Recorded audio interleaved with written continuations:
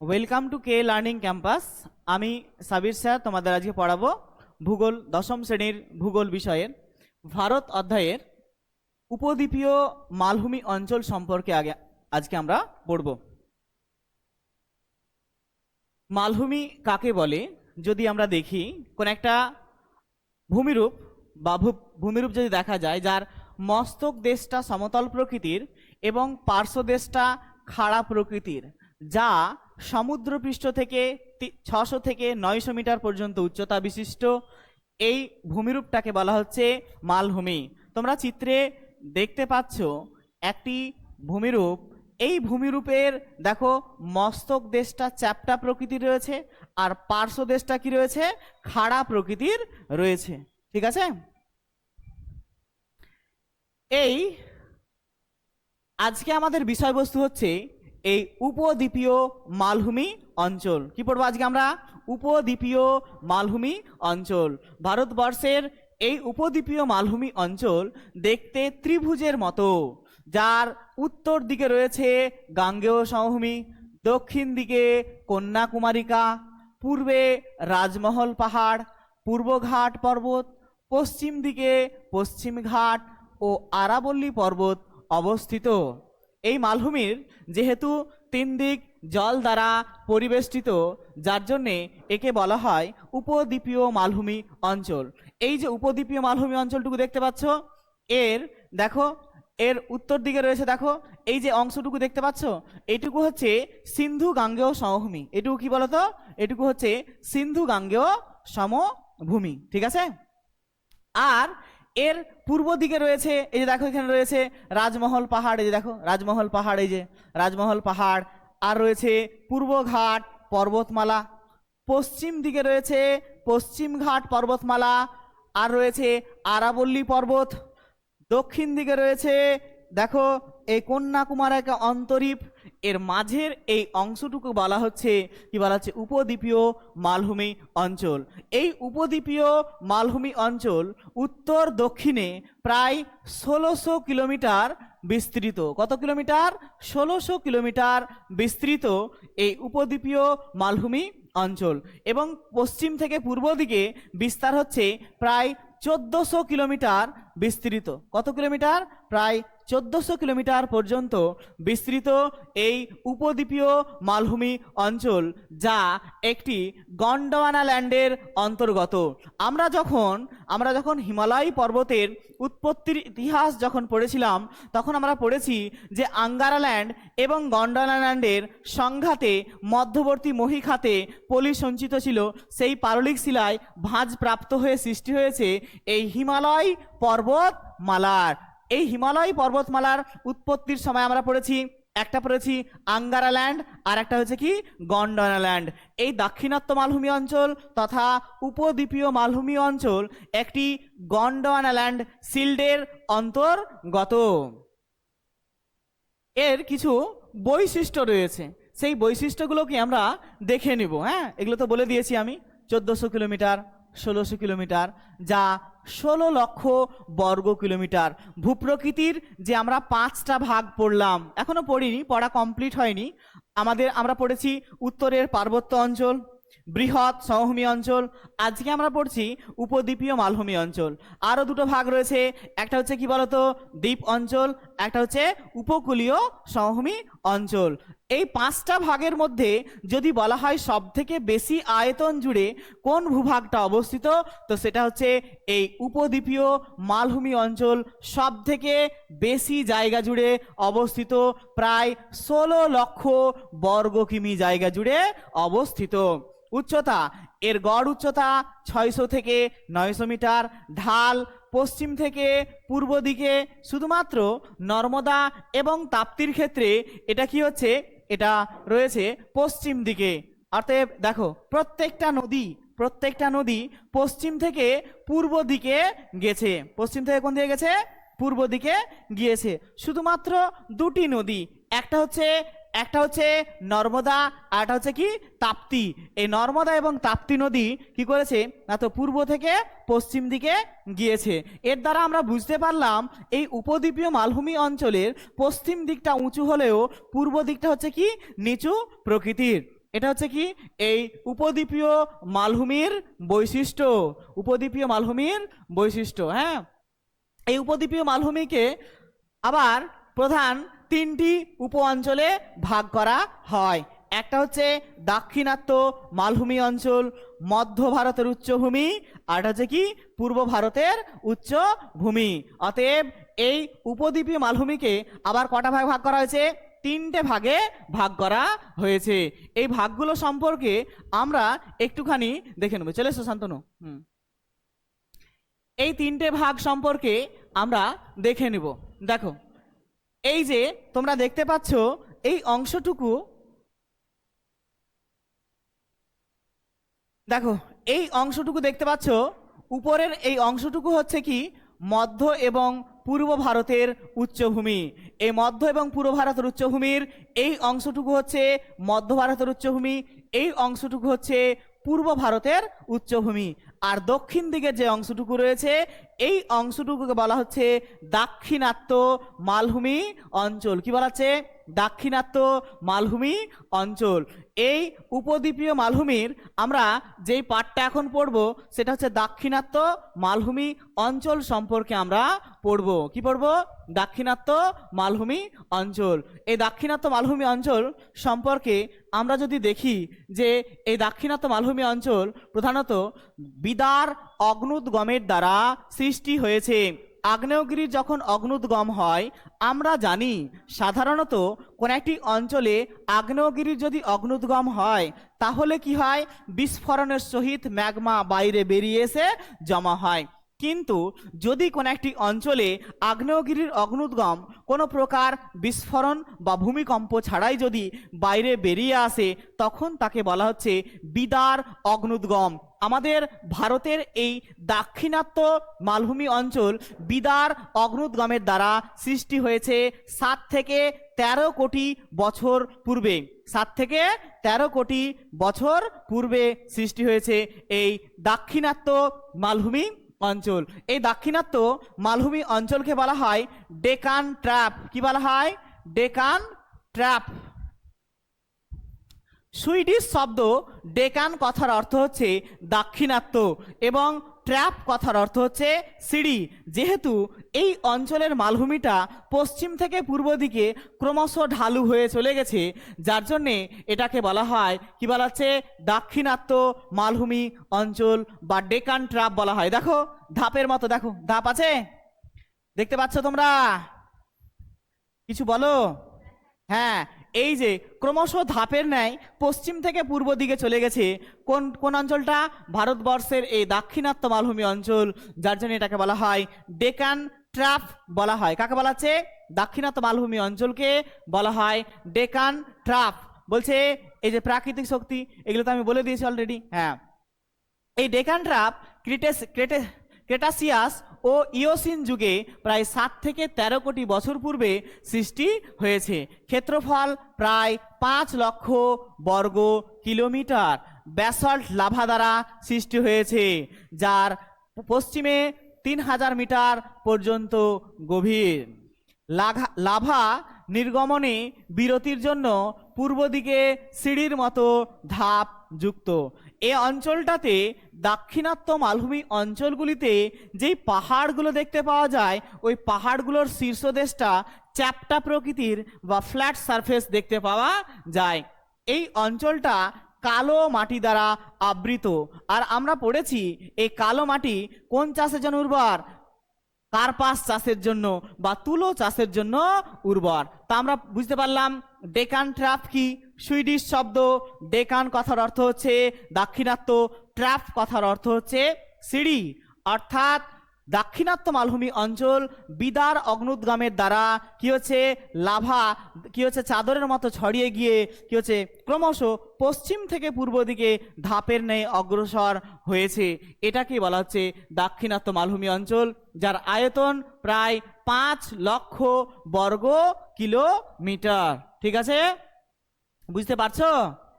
বলো শান্তনু, আর ভাগ্যটা খুবই ভালো আজকে। কেন বলো তো? তুমি জানো না, ওরা জানে। হ্যাঁ, পরে বলবো। এই দাক্ষিণাত্য মালভূমি অঞ্চলটাকে যদি দেখি তো দুটো পার্টে ভাগ করা হয়, দুটো ভিত্তিতে। একটা হচ্ছে পার্বত্য অঞ্চলের বিভাগ, একটা হচ্ছে মালভূমি অঞ্চলের বিভাগ। পার্বত্য অঞ্চলের ভাগ হচ্ছে পশ্চিমঘাট পার্বত্য অঞ্চল, নীলগিরি পর্বত, পূর্বঘাট পর্বত, সাতপুরা পর্বত। এই চারটি প্রধান পর্বত শ্রেণী লক্ষ্য করা যায় এই দাক্ষিণাত্য মালভূমি অঞ্চলে। আর মালভূমি অঞ্চলের ভাগ দেওয়া আছে মহারাষ্ট্র মালভূমি, কর্ণাটক মালভূমি, তেলেঙ্গানা মালভূমি। অতএব এই দাক্ষিণাত্য মালভূমি অঞ্চলকে দুটো ভিত্তিতে ভাগ করা হয়েছে, একটা হচ্ছে পর্বতের ভিত্তিতে, একটা হচ্ছে মালভূমি অঞ্চলের ভিত্তিতে ভাগ করা হয়েছে। তো আমরা পড়ে নিব, তাই তো? এই যে দেখো দাক্ষিণাত্য মালভূমি অঞ্চল, এই যে এদিকে রয়েছে সাতপুরা পর্বত, ঠিক আছে, এখানে রয়েছে পশ্চিম ঘাট পার্বত্য অঞ্চল এই অংশটুকু, এখানে রয়েছে নীলগিরি পার্বত্য অঞ্চল, তারপর রয়েছে কি পূর্বঘাট পর্বতমালা, হ্যাঁ বেশ কয়েকটি পর্বত রয়েছে।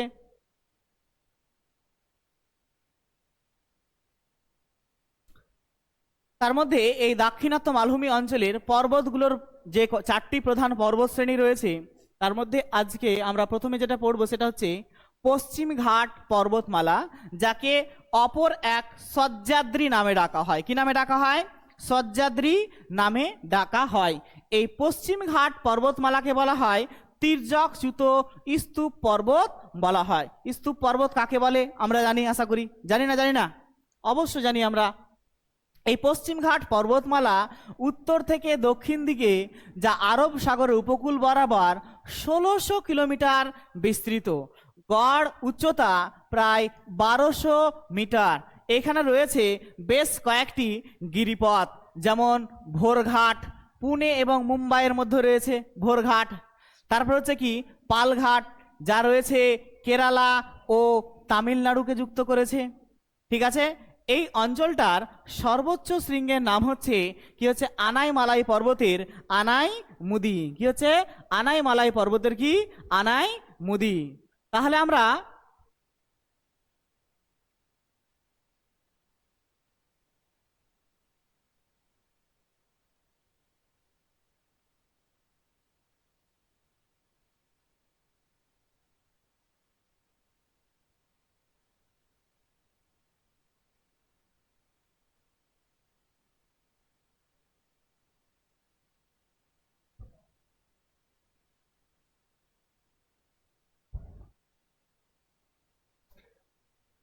গিরিপথ কাকে বলে?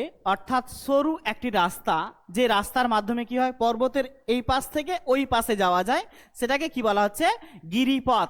গিরিপথকে তিব্বতীয় ভাষায় কি নামে ডাকা হয়? লা। কি বলা হয়? লা। যেমন আমরা পড়েছি বুর্জিলা, জজিলা, নাথুলা, শিবকিলা, পড়েছি কিনা আমরা? সেগুলোই হচ্ছে কি এক একটা গিরিপথ। তো আমাদের এই পশ্চিমঘাট পর্বতমালায় বেশ কয়েকটি গিরিপথ রয়েছে। তার মধ্যে একটা গিরিপথের নাম হচ্ছে, এই যে গিরিপথটা দেখতে পাচ্ছ, এই গিরিপথটার নাম হচ্ছে থলঘাট। কি কি বললাম? থলঘাট। এইদিকে রয়েছে মুম্বাই। কি রয়েছে? মুম্বাই। আর এদিকে রয়েছে কি না, তো এ রয়েছে নাসিক। নাসিক রয়েছে, হ্যাঁ। মুম্বাই এবং নাসিককে যুক্ত করছে যে গিরিপথটা, তাকে বলা হচ্ছে কি বলা হচ্ছে থলঘাট গিরিপথ। কি বলা হচ্ছে এটাকে? থলঘাট গিরিপথ। ভুলে যাব, তাই তো? আমরা মনে রাখবো থানা। কি মনে রাখবো? থানা। তার মানে এই থলঘাট গিরিপথের মাধ্যমে নাসিক আর মুম্বাইকে যুক্ত করেছে। মুম্বাই তো আমরা মনে থাকবেই, নাসিকটা মনে থাকবে না। আমরা কি মনে রাখবো? থানা। কি মনে রাখবো? থানা, ঠিক আছে। অতএব এই থানা অর্থাৎ থলঘাট গিরিপথ, যা নাসিক এবং মুম্বাইকে কি করেছে? যুক্ত করেছে। আরেকটা রয়েছে ভোরঘাট গিরিপথ, এখানে রয়েছে, যা এখানে রয়েছে মুম্বাই। আর এদিকে রয়েছে কি বলতো, এদিকে রয়েছে আরেকটি জায়গা যার নাম হচ্ছে যে জায়গাটার নাম হচ্ছে নাসিক, পুনে। জায়গাটার নাম হচ্ছে পুনে। জায়গাটার নাম কি বললাম? পুনে। এই পুনেকে যুক্ত করেছে, পুনেকে যুক্ত করেছে এবং কি বলছে মুম্বাই এবং পুনেকে যুক্ত করেছে ভোরঘাট গিরিপথ। কোন গিরিপথ? ভোরঘাট গিরিপথ। এটাও আমরা হয়তো ভুলে যেতে পারি। আমরা মনে রাখবো ভেপু। কি মনে রাখবো? ভেপু। নাহলে মনে রাখবে যে মামা আমাকে ভেপু কিনে দিয়েছে, ঠিক আছে। তো দেখো মামা মামা কি বলো তো, মামা মানে কি? মুম্বাই। মামাটাকে ধরো, কি ধরবে? মুম্বাই। ভেপুর, ভটা হচ্ছে কি? ভোরঘাট। আর পয়ের পটা হচ্ছে কি? পুনে। পটা কি? পুনে। তো মামা, তোমাকে মামা কি কিনে দিয়েছে? ভেপু কিনে দিয়েছে।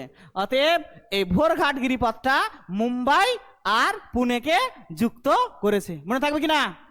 নেক্সট আর একটা গিরিপথ রয়েছে, যে গিরিপথটাকে বলা হচ্ছে পালঘাট গিরিপথ। কি গিরিপথ? পালঘাট গিরিপথ। এই পালঘাট গিরিপথ কি করেছে? এখানে রয়েছে কেরালা আর এখানে রয়েছে তামিলনাড়ু। এই কেরালা এবং তামিলনাড়ুকে যুক্ত করেছে পালঘাট গিরিপথ। কোন গিরিপথ? পালঘাট গিরিপথ এই কেরালা এবং তামিলনাড়ুকে কি করেছে? যুক্ত করেছে। তো আমরা এই পশ্চিমঘাট পার্বত্য অঞ্চল, এইটুকু হচ্ছে পুরো পশ্চিমঘাট পার্বত্য অঞ্চল। এই পশ্চিমঘাট পার্বত্য অঞ্চলে তিনটে প্রধান গিরিপথ কি পড়লাম? থলঘাট, ভোরঘাট আর পালঘাট। থলঘাট, ভোরঘাট আর পালঘাট। পালঘাটের একটা দেন, কি বলছে, ক্লু দেন। তো পালঘাটকে কে কে যুক্ত করছে? কেরালা আর তামিলনাড়ু, তাই তো? যদি আমরা বলি পাতাকে, কি বলি? পাতাকে বলা যাবে কি? পালঘাট গ্যাপ। পাতা দেখো, পালঘাট, তামিলনাড়ু আর কেরালা। তো কি লেখা যায় এখানে বলো দেখি? পাতাকে। দেখো, পালঘাট গ্যাপ কাকে? তামিলনাড়ুকে আর কেরালাকে কি করছে? যুক্ত করছে। এরকম করে কিন্তু তোমরা মনে রাখতে পারো। এটা কি বললাম? থানে বা থানা বললাম। পরেরটা কি বললাম? মামা ভেপু কিনে দিয়েছে। আর তারপরেরটা কি বললাম? পাতাকে। কি বললাম? পাতাকে। এইভাবে তোমরা কিন্তু গিরিপথগুলোকে কিন্তু কোন দুটো জায়গাকে যুক্ত করেছে এইভাবে তোমরা কিন্তু মনে রাখতে পারো। ঠিক আছে? এই পশ্চিমঘাট পর্বতমালা, যা দক্ষিণ ভারতের সর্বোচ্চ শৃঙ্গের নাম হচ্ছে আনাইমালাই পর্বতের আনাইমুদি, এই পশ্চিমঘাট পর্বতমালার সর্বোচ্চ শৃঙ্গ। এবং সব থেকে দক্ষিণ দিকের যেই অংশটা তার নাম হচ্ছে কার্ডামাম পর্বত। এই কার্ডামাম পর্বত দক্ষিণ ভারতের সর্বোচ্চ শৃঙ্গ। তো দক্ষিণ ভারতের সর্বোচ্চ শৃঙ্গের দক্ষিণ ভারতের সব থেকে দক্ষিণ দিকে যেটা রয়েছে তার নাম হচ্ছে এই কার্ডামাম পর্বতমালা। এই পশ্চিমঘাট পর্বতমালাকে বলা হয় তির্যক চ্যুত স্তূপ পর্বত বলা হয়। স্তূপ পর্বত আমরা কি জানি স্যার? আমরা পড়েছি এর আগে, 9-এ পড়েছি।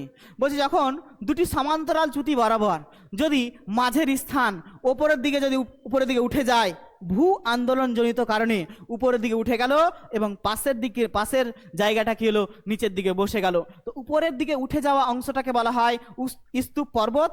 আর যেই অংশটা নিচের দিকে বসে গেল সেটাকে বলা হচ্ছে কি বলা হচ্ছে? সেটাকে গ্রস্ত উপত্যকা। কি বলা হয়? গ্রস্ত উপত্যকা। এই পশ্চিমঘাট পর্বতমালা একটি স্তূপ পর্বত, কিন্তু একে বলা হয় তির্যক চ্যুত স্তূপ পর্বত। এখন কথা হলো, একে তির্যক কেন বলা হচ্ছে? কারণ এই পর্বতটা দেখো, এই পর্বতটার একেবারে পশ্চিম দিকটা দেখো প্রচুর খাড়া প্রকৃতি। দেখো পশ্চিম দিকটা প্রচুর খাড়া প্রকৃতির, কিন্তু পূর্ব দিকটা ঢালু হয়ে কি হয়েছে? দাক্ষিণাত্য মালভূমির সঙ্গে গিয়ে মিশে গেছে। আমরা ম্যাক্সিমাম পর্বতগুলো কি দেখেছি যে এরকম থাকে, পর্বতটা দুদিকে ঢাল সমান থাকে। কিন্তু পশ্চিমঘাট পর্বতের ক্ষেত্রে পশ্চিম ঢালটা বেজায় খাড়া প্রকৃতির, পূর্ব ঢালটা হচ্ছে কি? হালকা কি হচ্ছে? মৃদু ঢালু প্রকৃতির। এই হচ্ছে কি পশ্চিমঘাট পর্বতমালা, যাকে বলা হচ্ছে তির্যক চ্যুত স্তূপ পর্বত। কেন বলা হচ্ছে? তার কারণ বলছে যখন দুটি চ্যুতি বরাবর মধ্যবর্তী স্থান যদি পার্শ্ববর্তী স্থান থেকে উপরের দিকে উঠে যায়, উঠে গিয়ে যেই পর্বতের সৃষ্টি করে তাকে বলা হয় স্তূপ পর্বত। এই পশ্চিমঘাট পর্বতমালা দুটি চ্যুতি বরাবর উপরের দিকে উঠলেও সেটা কি হয়েছে? দাক্ষিণাত্য মালভূমির ভূ আলোড়নের প্রভাবে এই চ্যুতিরেখা বরাবর কি হচ্ছে? পূর্ব দিকে হালকা কি হয়ে যায়? কাত হয়ে গেছে। কোন দিকে কাত হয়ে গেছে? হালকা পূর্ব দিকে কাত হয়ে যায়, যার জন্যে পশ্চিম প্রান্ত খাড়াভাবে আরব সাগর থেকে উত্থিত হয়ে খাড়া হয়ে গেছে এবং পূর্ব দিক মৃদুভাবে হেলে মালভূমিতে মিশে গেছে, যার জন্যে পশ্চিমঘাট পর্বতমালাকে বলা হয় তির্যক চ্যুত স্তূপ পর্বত বলা হয়। কি বলা আছে এটাকে? তির্যক চ্যুত স্তূপ পর্বত। তার কারণ দাক্ষিণাত্য মালভূমি যখন সৃষ্টি হয় এর দরুন কি হচ্ছে? দাক্ষিণাত্য মালভূমির ভূ আলোড়নের প্রভাবে এই পর্বতটা কি হচ্ছে? হালকা কি হচ্ছে? পূর্ব দিকে কাত হয়ে গেছে, যার জন্যে এই পর্বতকে বলা হয় তির্যকচ্যুত স্তূপ পর্বত বলা হয়। তাহলে আমরা দেখলাম যে দাক্ষিণাত্য মালভূমি অঞ্চল এর চারিদিকে পর্বত দিয়ে ঘেরা, তাহলে আমরা কি তাকে পর্বত বেষ্টিত মালভূমি বলবো কি বলবো না, এটাই হচ্ছে ব্যাপার, তাই না? দেখো, এই যে দাক্ষিণাত্য মালভূমি অঞ্চল, এই দাক্ষিণাত্য মালভূমি অঞ্চলের পশ্চিম দিকে রয়েছে পশ্চিমঘাট পর্বতমালা, পূর্ব দিকে রয়েছে পূর্বঘাট পর্বতমালা, তাই তো? এবং তার কি রয়েছে, উত্তর দিকে রয়েছে সাতপুরা বিন্ধ্য পর্বত। তাহলে চারিদিকে যেহেতু পর্বত দিয়ে ঘেরা, তাহলে তো তাকে বলা যেতেই পারে যে এটি একটি কি, এটি একটি কি বলতো, এটি পর্বত বেষ্টিত মালভূমি। তাহলে একে কেন পর্বত বেষ্টিত মালভূমি বলা হয় না, এটা নিয়ে যদি দেখা যায় তাহলে আমরা দেখতে পাবো যে ভূ আলোড়নের অভাব। বলছে পর্বত যদি কোনো একটা অঞ্চলে যদি পর্বত বেষ্টিত মালভূমি সৃষ্টি হয়, তাহলে সেখানে প্রধানত গিরিজনী আলোড়নের প্রভাব থাকবে। কিসের প্রভাব থাকবে? গিরিজনী আলোড়নের প্রভাব থাকবে। কিন্তু যেহেতু এই অঞ্চলটাতে গিরিজনী আলোড়নের কোনো প্রকার প্রভাব নেই, যার জন্যে একে কি বলা যাবে না, একে বলা যাবে না পর্বত বেষ্টিত মালভূমি। তারপর দেওয়া আছে অগ্নুৎপাত। পাললিক শিলার বদলে এই অঞ্চলটা বিদার অগ্নুৎপাতে উত্তপ্ত ম্যাগমা সঞ্চিত হয়ে সৃষ্টি হয়েছে, যার জন্যে একে দাক্ষিণাত্যের কি বলা যাবে না, পর্বত বেষ্টিত মালভূমি বলা যাবে না। এছাড়াও কি হচ্ছে, এটা পূর্ব দিকে সিঁড়ির মতো ধাপ নিয়ে ক্রমশ অগ্রসর হয়েছে। হ্যাঁ, এছাড়াও প্রাচীন গন্ডোলাল্যান্ডের অন্তর্গত, যার জন্যে দাক্ষিণাত্য মালভূমি অঞ্চলকে পর্বত বেষ্টিত মালভূমি বলা যাবে না। প্রধান কারণ কি বললাম? ভূ আলোড়নজনিত কারণ। আর কি কারণ বললাম? অগ্নুৎপাতের জন্য, আর হচ্ছে ধাপের সৃষ্টির জন্য এই অঞ্চলটাকে কি বলা যাবে না, পর্বত বেষ্টিত মালভূমি বলা যাবে না। ঠিক আছে, এরপরে আমরা যে পর্বতের ভাগগুলো পড়েছি তার মধ্যে দ্বিতীয় নম্বর পাঠ হচ্ছে নীলগিরি পর্বত। কি পর্বত? নীলগিরি পর্বত। এই পর্বতের নাম নীল কেন হলো, নীলগিরি কেন দেওয়া হলো, তার কারণটা যদি আমরা দেখি তাহলে দেখতে পাবো, এই যে দেখো ছবিটা দেখতে পাচ্ছ, দেখতে পাচ্ছ? দেখো এই গাছটা, এই অঞ্চলটা কি হয়েছে, একটি নীল ফুল দ্বারা কি হয়েছে, পুরো পর্বতটা কি রয়েছে, ঘেরা রয়েছে। বলছে প্রতি 12 বছর অন্তর অন্তর এই পর্বতটা কি হয়, এক ধরনের নীল কুরুঞ্জি ফুল, ফুলটার নাম কি বললাম, নীল কুরুঞ্জি ফুল। এই নীল কুরুঞ্জি ফুল দ্বারা এই পার্বত্য অঞ্চলটা কি রয়েছে, কি কি ঢাকা থাকে 10 থেকে 12 বছর অন্তর অন্তর, যার জন্যে একে বলা হচ্ছে নীলগিরি পর্বতমালা। কি বলা হচ্ছে এটাকে? নীলগিরি পর্বতমালা। এই নীলগিরি পর্বত একটি যা পশ্চিমঘাট এবং পূর্বঘাটকে যুক্ত করেছে, অর্থাৎ এই দিক থেকে এসছে পূর্বঘাট আর এদিক থেকে এসছে পশ্চিমঘাট, একে যুক্ত করেছে যেই পর্বত, সেই পর্বতটাকে বলা হচ্ছে, এইটুকু হচ্ছে কি নীলগিরি পর্বত। এই নীলগিরি পর্বতের সর্বোচ্চ শৃঙ্গের নাম হচ্ছে দোদা বেতা। কি? দোদা বেতা।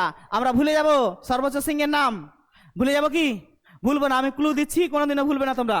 তো তোমরা ধরো, তোমাদেরকে ধরো বললো তোমার বাবা যে এই জামাতে সাদা জামা, সাদা জামাতে একটু নীল দিয়ে দিবে বেটা, যখন পরিষ্কার হবে, পরিষ্কার করার পরে কি করবে, তাতে একটু নীলে একটু ডুবিয়ে দিবে, তাই তো? করো কিনা তোমরা? ঠিক তেমনই এটা মনে রাখতে হবে যে নীলগিরি পর্বত নীল, দোদা বেতা। কি বলো তো? দোদা বেতা। তো তোমার বাবা তোমাকে বলছে জামাতে নীল দে দে বেটা।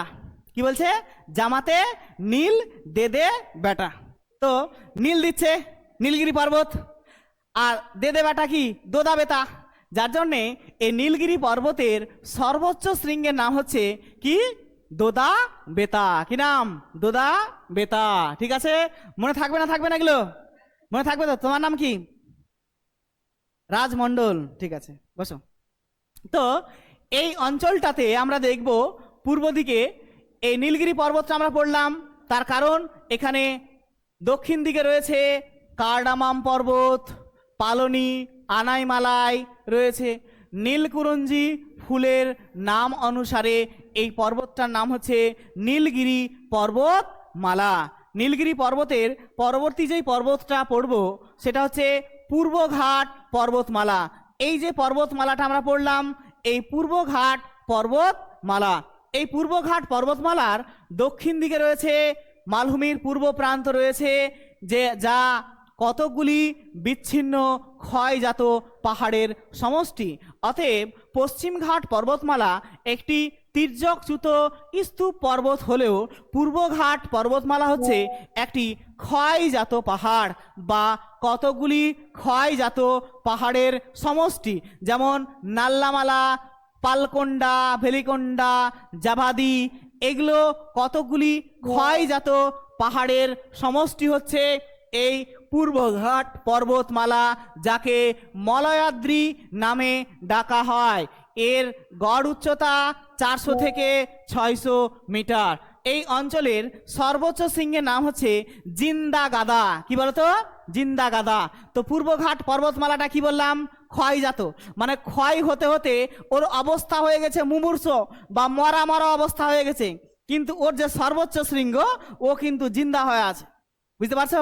যার জন্যে মনে রাখবে তোমরা এইভাবে যে পূর্বঘাট পর্বতমালার অবস্থা মরা মরা অবস্থা, কিন্তু ওর সর্বোচ্চ শৃঙ্গটা কি হয়ে আছে? জিন্দা হয়ে আছে। ঠিক আছে? তাই এইভাবে মনে রাখবো যে পূর্বঘাট পর্বতমালার সর্বোচ্চ শৃঙ্গের নাম জিন্দা গাদা। কি? পূর্বঘাট পর্বতমালার সর্বোচ্চ শৃঙ্গের নাম জিন্দা গাদা। ঠিক আছে? এছাড়াও রয়েছে আরমাকোন্ডা, মহেন্দ্রগিরি, এই কয়েকটি উল্লেখযোগ্য শৃঙ্গ। ঠিক আছে? তো পূর্বঘাট পর্বতমালার সর্বোচ্চ শৃঙ্গের নাম কি বললাম? জিন্দা গাদা। কি বললাম? জিন্দা গাদা। ঠিক আছে? তারপরে আমরা আরো একটি পর্বত সম্পর্কে পড়ব, যার নাম হচ্ছে সাতপুরা পর্বত। কি পর্বত? সাতপুরা পর্বত। এই সাতপুরা পর্বত যা নর্মদা এবং তাপ্তি নদীর মাঝখানে অবস্থিত। এটি একটি স্তূপ পর্বতের উদাহরণ, যার উচ্চতা 100 থেকে 1000-এর মধ্যে। এখানে রয়েছে কয়েকটি পাহাড়, যেমন গয়েলগড়, মহাদেব পাহাড়। এই এই সাতপুরার সর্বোচ্চ শৃঙ্গের নাম হচ্ছে ধূপগড়। তো সাতপুরার সর্বোচ্চ শৃঙ্গের নাম হচ্ছে কি? ধূপগড়। সাতপুরার নাম সাতপুরা কেন হলো? সংস্কৃতে সাত শব্দের অর্থ হলো 7 বা 7 আর কি, এবং পুরা কথার অর্থ হচ্ছে পর্বত। যেহেতু 7টি পর্বতের সমন্বয়ে গঠিত, যার জন্যে এই সাতপুরা পর্বতের নাম সাতপুরা দেওয়া হয়েছে। ঠিক আছে? এই মহাদেব মৈকাল এর সর্বোচ্চ শৃঙ্গ অমর কণ্ঠ। তাহলে আমরা কি পড়লাম? 4টে পর্বত: পশ্চিমঘাট পর্বতমালা, পূর্বঘাট পর্বতমালা, নীলগিরি পার্বত্য অঞ্চল, আর এটা কি পড়েছি? সাতপুরা পর্বত। তো সাতপুরার সর্বোচ্চ শৃঙ্গের নাম কি পড়লাম আমরা? ধূপগড়। কি? ধূপগড়।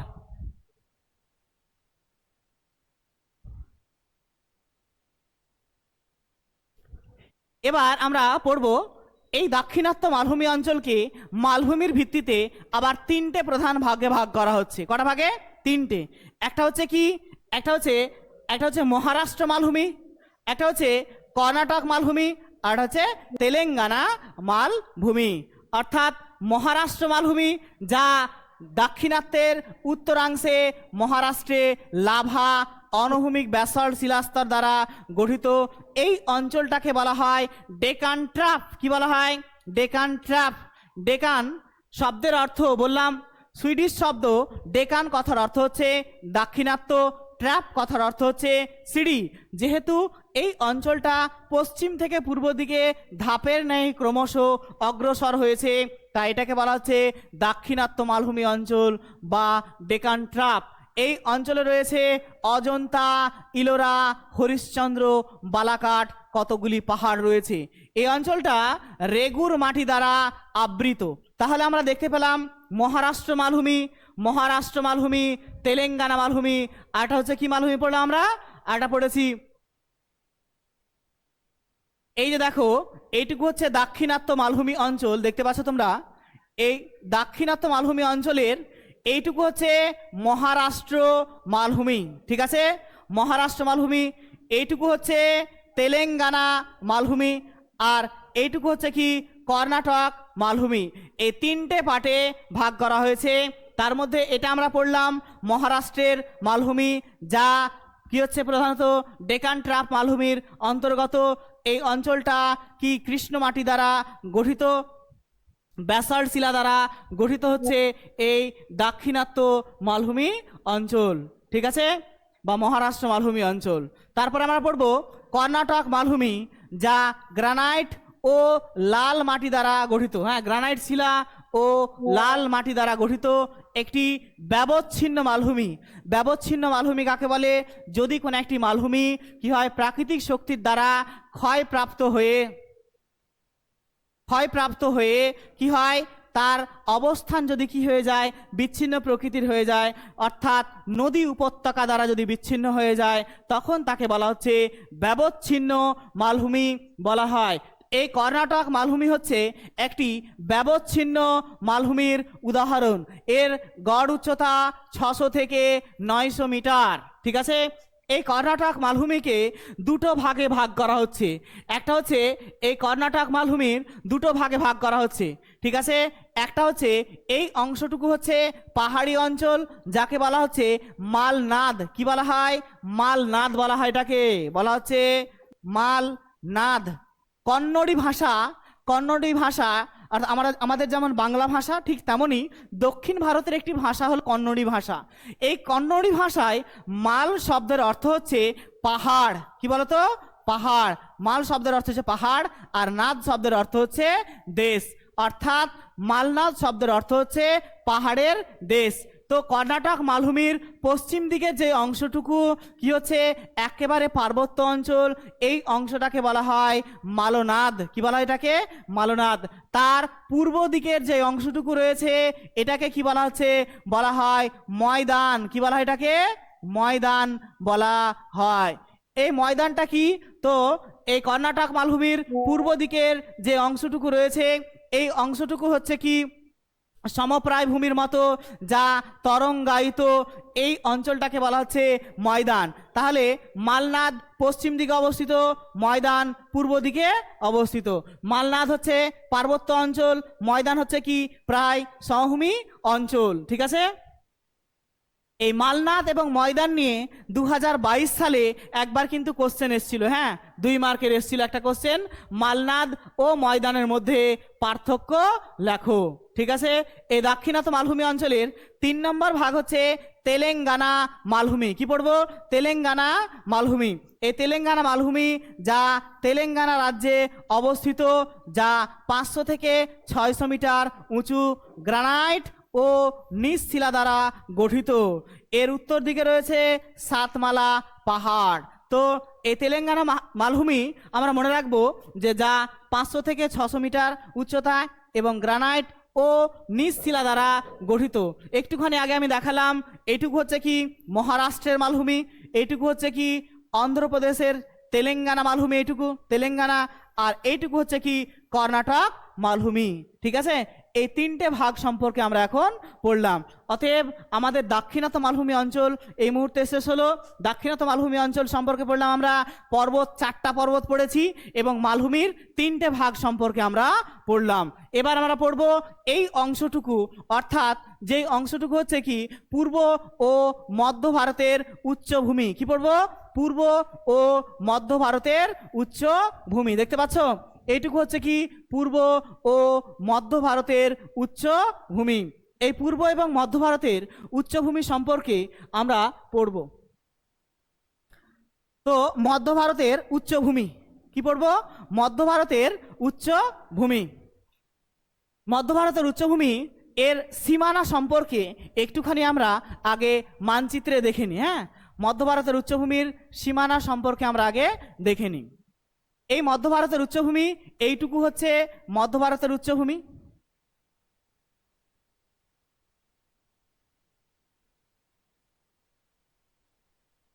এই মধ্য ভারতের উচ্চভূমির একেবারে উত্তর দিকে রয়েছে সিন্ধু গাঙ্গেয় সমভূমি। কি রয়েছে? সিন্ধু গাঙ্গেয় সমভূমি। এর পূর্ব দিকে রয়েছে রাজমহল পাহাড় এবং পূর্বঘাট পর্বতমালা কিছু অংশ। এর পশ্চিম দিকে রয়েছে আরাবল্লী পর্বতমালা। এর দক্ষিণ দিকে রয়েছে সাতপুরা পর্বত। আর তার মাঝে অবস্থিত যেই অঞ্চলটুকু সেটাকে বলা হচ্ছে কি পূর্ব ও মধ্য ভারতের উচ্চভূমি। তার মধ্যে আমরা এই ভাগটুকু পড়ব, অর্থাৎ মধ্য ভারতের উচ্চভূমি সম্পর্কে আমরা পড়ব। এই মধ্য ভারতের উচ্চভূমি সীমা আমরা পড়ে নিয়েছি অলরেডি। এর প্রথম যে পর্বতটা দেখতে পাওয়া যায় সেটা হচ্ছে আরাবল্লী পর্বতমালা। কি পর্বতমালা? আরাবল্লী পর্বতমালা ভারতের একটি প্রাচীনতম ভঙ্গিল পর্বতমালার উদাহরণ তথা একটি ক্ষয়জাত পর্বতমালার উদাহরণ। ঠিক আছে, আরাবল্লী পর্বতমালা একেবারে এইরকম জায়গা রয়েছে এই আরাবল্লী পর্বতমালা। এই আরাবল্লী পর্বতমালা একেবারে যা মধ্য ভারতের উচ্চভূমির কিরকম দিকে রয়েছে? পশ্চিম দিকে রয়েছে। এটি কি হচ্ছে? একটি ক্ষয়জাত পর্বতমালার উদাহরণ। এর সর্বোচ্চ শৃঙ্গের নাম হচ্ছে কি? গুরু শিখর, তাই তো? এর সর্বোচ্চ শৃঙ্গের নাম হচ্ছে গুরু শিখর। এই আরাবল্লীর সর্বোচ্চ শৃঙ্গ, হ্যাঁ, আরাবল্লীর সর্বোচ্চ শৃঙ্গের নাম হচ্ছে গুরু শিখর। প্রায় 400 থেকে 600 মিটার উচ্চতা এবং 800 কিলোমিটার দীর্ঘ এই আরাবল্লী পর্বতমালা। আরাবল্লী পর্বতমালার পূর্ব দিকে রয়েছে যে অংশটুকু, সেই অংশটুকুকে বলা হচ্ছে মাড়োয়ার উচ্চভূমি। এটা আমার হাতে করা একটা ম্যাপ, হ্যাঁ, এই মানচিত্রটা আমি কিন্তু হাতে করে আমি কিন্তু বাড়ি থেকে কিন্তু করে নিয়েছি। হ্যাঁ, এইটুকু হচ্ছে কি বলতো? মাড়োয়ার উচ্চভূমি, যা আরাবল্লী পর্বতের পূর্ব দিকে অবস্থিত। এই অঞ্চলটার ওপর দিয়ে প্রবাহিত হয়েছে একটি প্রধান নদী, যার নাম হচ্ছে বান্স নদী। কি নদী? বান্স নদী। এই বান্স নদীটা আরাবল্লী পর্বত থেকে উৎপন্ন লাভ করে মাড়োয়ার উচ্চভূমির ওপর দিয়ে প্রবাহিত হয়েছে। তাই এই অঞ্চলটাকে বলা হচ্ছে বান্স বিধৌত অঞ্চল বলা হয়। এই বান্স বিধৌত বা মাড়োয়ারের আরও পূর্ব দিকে যেই ভাগটুকু তোমরা দেখতে পাচ্ছ, এটাকে বলা হচ্ছে মধ্য ভারত পাথার বলা হয়। কি বলা হচ্ছে এটাকে? মধ্য ভারত পাথার। এই মধ্য ভারত পাথারের প্রধান একটি ভূমিরূপ দেখতে পাওয়া যায়, যাকে বলা হচ্ছে বদ ভূমি। কি বলা হয় এটাকে? বদ ভূমি বলা হয়। এই অঞ্চলের উপর দিয়ে প্রবাহিত হয়েছে চম্বল নদী। কি নদী প্রবাহিত হয়েছে? চম্বল নদী। এখানে দেখতে পাওয়া যায় বধভূমি। বধভূমি বা ব্যাড ল্যান্ড কি? যদি কোনো একটি অঞ্চলের ওপর দিয়ে বিভিন্ন ধরনের মৃত্তিকা ক্ষয় যদি দেখা যায়, যেমন ধরো খোয়াই ক্ষয়, রাভাইন ক্ষয়, গালিক ক্ষয়, শুনেছে কিনা? এই সমস্ত ক্ষয় হওয়ার জন্য সেই অঞ্চলের মাটিটা একেবারে অনুর্বর প্রকৃতির হয়ে যাবে, তখন তাকে বলা হচ্ছে বধভূমি বা ব্যাড ল্যান্ড। কি বলা হচ্ছে? বধভূমি বা ব্যাড ল্যান্ড। এই মধ্য ভারতটা হচ্ছে কি একটি বধভূমির উদাহরণ। কিসের উদাহরণ? বধভূমির উদাহরণ। তার আরো পূর্ব দিকে যে অংশটুকু রয়েছে তাকে বলা হচ্ছে বুন্দেলখণ্ড। কি বলা হচ্ছে এটাকে? বুন্দেলখণ্ড, যা গ্রানাইট এবং নিজ শিলা দ্বারা গঠিত। কোন শিলা দ্বারা গঠিত? গ্রানাইট এবং নিজ শিলা দ্বারা গঠিত, যা মধ্য ভারত পাথারের পূর্ব দিকে অবস্থিত, যা গ্রানাইট এবং নিজ শিলা দ্বারা গঠিত একটি ব্যবচ্ছিন্ন ভূভাগ। ঠিক আছে, আর তার বিন্ধ্য পর্বত দেখতে পাচ্ছ। এই বিন্ধ্য পর্বত এবং এই আরাবল্লী পর্বতের মাঝে এক ধরনের লাভা গঠিত মালভূমি দেখতে পাওয়া যায়, যে মালভূমিটাকে বলা হচ্ছে মালব মালভূমি। কি বলা হচ্ছে এটাকে? মালব মালভূমি। এটি একটি লাভা গঠিত মালভূমির উদাহরণ। আরও একটি মালভূমি দেখা যায় যাকে বলা হয় রেওয়া মালভূমি বলা হচ্ছে। এটাকে বলা হচ্ছে রেওয়া মালভূমি। ঠিক আছে, তো পূর্ব ভারত মধ্য ভারতের উচ্চভূমির ভাগ আমরা কি পড়লাম? একটা হচ্ছে কি আরাবল্লী পর্বত, মাড়োয়ার উচ্চভূমি, মধ্য ভারত পাথার, বুন্দেলখণ্ড, তারপর হচ্ছে কি রেওয়া, আর কি হচ্ছে এটা হচ্ছে মালব মালভূমি। ঠিক আছে, তারপর আমরা পড়বো পূর্ব ভারতের উচ্চভূমি। পড়ার আগে আমরা এই বিন্ধ্য পর্বত সম্পর্কে পড়ে নিব। এই বিন্ধ্য পর্বত গুজরাটের একটি জায়গা, যার নাম হচ্ছে জোবাত। কি বললাম? জোবাত। গুজরাটের জোবাত থেকে শুরু করে বিহারের সাসারাম পর্যন্ত বিস্তৃত এই পর্বতটা হচ্ছে বিন্ধ্য পর্বত। এই বিন্ধ্য পর্বত হচ্ছে একটি বিচ্ছিন্ন অংশ। এই বিন্ধ্য পর্বতের পূর্ব দিকে বিচ্ছিন্ন অংশ বিহারে, এবং তাকে বলা হচ্ছে পূর্ব দিকে অংশটাকে বলা হয় কাইমুর পাহাড় বলা হয়। কি বলা হয় এটাকে? কাইমুর পাহাড় বলা হয়। হ্যাঁ, পূর্ব দিকের এই অংশটুকু যে রয়েছে তার মধ্যে রয়েছে পূর্ব ভারতের উচ্চভূমির বাঘেলখণ্ড, ছোটনাগপুর মালভূমি, মহানদী, গড়জাট আর দণ্ডকারণ্য। ঠিক আছে, তার মধ্যে আমরা সব থেকে বেশি ইম্পর্টেন্ট হচ্ছে এই ছোটনাগপুর মালভূমি অঞ্চল একটি ব্যবচ্ছিন্ন মালভূমির উদাহরণ, যা ছত্তিশগড়ের উত্তরাংশ, আমাদের পশ্চিমবঙ্গের পুরুলিয়া জেলা এবং সমগ্র ঝাড়খণ্ড জুড়ে অবস্থিত এই ছোটনাগপুর মালভূমি অঞ্চল। এই ছোটনাগপুর মালভূমি অঞ্চলে 1100 মিটার উচ্চতা পর্যন্ত এক ধরনের ভূমিরূপ দেখা যায়, যাকে বলা হচ্ছে পাট অঞ্চল বলা হয়। কি বলা হয় এটাকে? পাট অঞ্চল বলা হয়। কি বলা আছে এটাকে? পাট অঞ্চল। এই পাট অঞ্চল নিয়ে একটি ছোট্ট করে গল্প বলে দিই। পাট অঞ্চল আমি একবার পরীক্ষায় দিয়েছি, তোমাদের মতো স্টুডেন্ট আগের বছর দিয়েছি আমি, যে পাট অঞ্চল কি। ওরা কি লিখেছে জানো? যেখানে পাট চাষ খুব ভালো হয়, মাটি উর্বর প্রকৃতির, খুব শক্ত, হ্যাঁ, মোটা আঁশ তৈরি হয়, এই অঞ্চলটাকে বলা হচ্ছে পাট অঞ্চল। এরকম একটা লিখে দিয়েছে ওরা, সবাই লিখেছে এবং ম্যাক্সিমামটাই তাই লিখেছে। মানে এই কোশ্চেনটা ওদের কাছে আনকমন হয়ে গেছে আর কি। আমি কিন্তু বুঝিয়েছি ক্লাসে। তো তোমরা কিন্তু এটা লিখবে না। এর আগের দিন বলেছিলাম থালির ব্যাপারে, বলেছিলাম থালি, হ্যাঁ, তো ওরা পাটের ব্যাপারে কিন্তু এরকম লিখেছে। তো পাট অঞ্চল কি? ছোটনাগপুর মালভূমি অঞ্চলের 1100 মিটার উচ্চতা সম্পন্ন যে ভূভাগ, সেটাকে বলা হচ্ছে কি? পাট অঞ্চল বা প্যাট অঞ্চল বলা হয়। কি বলা হচ্ছে? পাট অঞ্চল বা প্যাট অঞ্চল বলা হচ্ছে। এই ছোটনাগপুর মালভূমির সর্বোচ্চ শৃঙ্গের নাম হচ্ছে পরেশনাথ পাহাড়। কি বললাম? পরেশনাথ পাহাড়। এই পরেশনাথ পাহাড় ছোটনাগপুর মালভূমির সর্বোচ্চ শৃঙ্গ। ঠিক আছে, ছোটনাগপুর মালভূমির সর্বোচ্চ শৃঙ্গের নাম হচ্ছে এই পরেশনাথ পাহাড়। এবার এই ছোটনাগপুর মালভূমি পড়ে নিলাম। তারপর হচ্ছে বাঘেলখণ্ড ভূমি, যা মৈকাল পর্বতের পূর্ব দিকে অবস্থিত এই বাঘেলখণ্ড উচ্চভূমি, হ্যাঁ, বা বাঘেলখণ্ড মালভূমি। আর মহানদী অববাহিকা রয়েছে বাঘেলখণ্ডের দক্ষিণ দিকে রয়েছে, যা মাটির সরার মতো আকৃতি বিশিষ্ট। এই অঞ্চলের সর্বোচ্চ শৃঙ্গের নাম হচ্ছে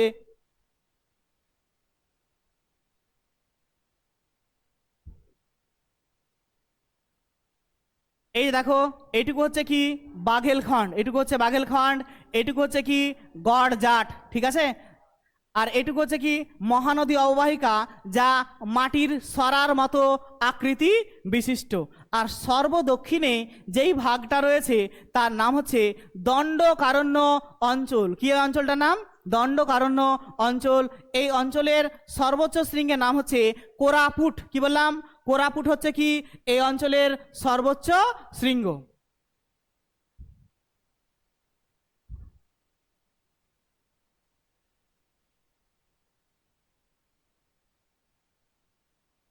তো এই পূর্ব ভারতের উচ্চভূমি, মধ্য ভারতের উচ্চভূমি, আর আমরা পড়লাম দাক্ষিণাত্য মালভূমি অঞ্চল। এই উপদ্বীপীয় মালভূমি অঞ্চলের গুরুত্বগুলো সম্পর্কে আমরা একটু পড়ে নিব। এই উপদ্বীপীয় মালভূমির একেবারে আমরা যদি দেখি খনিজ ভাণ্ডার, এই উপদ্বীপীয় মালভূমি অঞ্চল কি হচ্ছে?